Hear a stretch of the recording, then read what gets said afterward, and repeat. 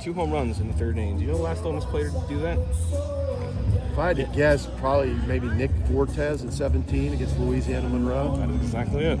That was the stat going around the press box today. Bird rallied to me. Okay. I would have never guessed. I would have never Okay. guessed. Really, no shot.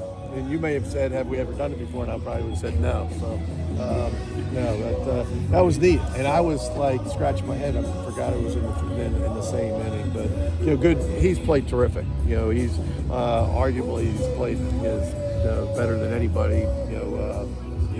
In the 5 games to start the season. So, proud of him and excited for him. Like you saw the Hayes up there, kind of settled in there a little bit. He did, and unfortunately we opened it up a little bit once again, with not being clean in the field. But like all those guys, and I know the question was for Terry, but for all those guys, the 4 guys that pitched tonight, first time on the mound, for all of them except for Hancock, and really, he didn't pitch a ton last year, so it was neat when you run those guys out there. And, there's going to be jitters and there's going to be nerves, but to fight through it and throw the ball in the strike zone, I thought the most impressive thing, everybody's going to look at the box and look at the 18 runs and 11 hits, all the homers. But the most impressive thing for me is that all those new guys only walk 1 guy. And so, just proud of those 4, the way they handle themselves out there. Tate had an inning where he either stole a base or advanced on a wild pitch to score. Just what have you seen from him offensively, stealing, hitting, all the above? Just a guy that I don't know if challenge, we use that word a lot, but he wanted, what do I need to do to be a part of this? And he worked with Coach Clem and said, you got to be able to play multiple positions. You're going to have to, certainly handle left-handed pitching. And he's always, again, a super athletic guy that can run and steal and do different things. And he's doing what we're asking him to do. And that's you got to have guys like that. You got to have guys that are willing to accept their role and help in any way they can. And certainly he's done that. To piggyback off that, Judd said guys know their role super early in the season. Is that a vibe you've gotten in the clubhouse as well? Yeah, and you hope that's always going to be and it's tough. It's tough. I always think, and we challenged them, and they've said it a bunch of times, here in the last probably 3 weeks, is, when you go through the fall and you inter squad, everybody plays. I mean, every single guy, all 17 guys on the roster playing.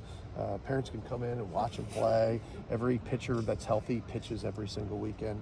And then February 13th comes, and 10 guys play, and 28 sit. And then maybe there might be a couple pitchers that get into the game. Maybe if you're winning, a couple other guys will, come in to pinch hit. But it's not even half the team. And so it's different. And, especially for a lot of the young guys, they've never done that before. They've played and started and were the star on everything they've ever been. And so it's different for people and to handle it. And it doesn't necessarily always mean it's a selfish thing, but it's different, to be able to do like what Golden has done. He's maybe the highest ranked player on the team coming in that recruiting class.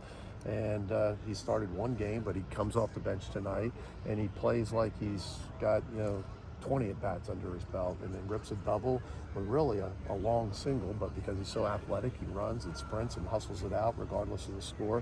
And those are the types of things that when that's kind of the standard, and it helps with guys like Judd and Furness and Foley and some of those returners that help lead that. But that's, I think, makes a difference for you, certainly early on. What do you think of Reuter behind the plate today? Terrific. Another thing that we talked about where, first start behind the plate and terrific with the pitchers, terrific handle and, pitches. I thought he did great. Did Judd add power? Did he get better? Like it sounds, from what last year was, did he even step up? He had no power last I know. year. All Like, those balls were like just wind dated. No, I don't know why you're saying that. Well, it just felt like he's gotten off to. Yeah, no, he's gotten off to a great start, and I don't mean to. I'm just.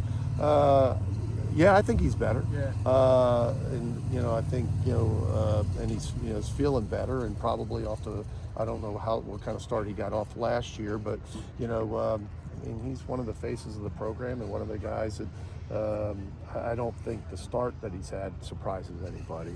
And so, there's big expectation on him. But I think he's confident in who he is, and he just needs to continue to do that.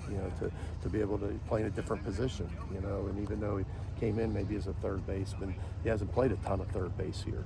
So he's played that really well. And then it was nice, to run him out at second base because of trying to move some guys into the lineup, and makes a terrific play up the middle. And but that's the kind of guy he is. But he adds so much, to the team, and not just in the statistical category and the home runs and all that. Just the leadership. I think making everybody feel comfortable, and kind of being the guy that kind of leads everybody, everything we do. Thanks, Mike.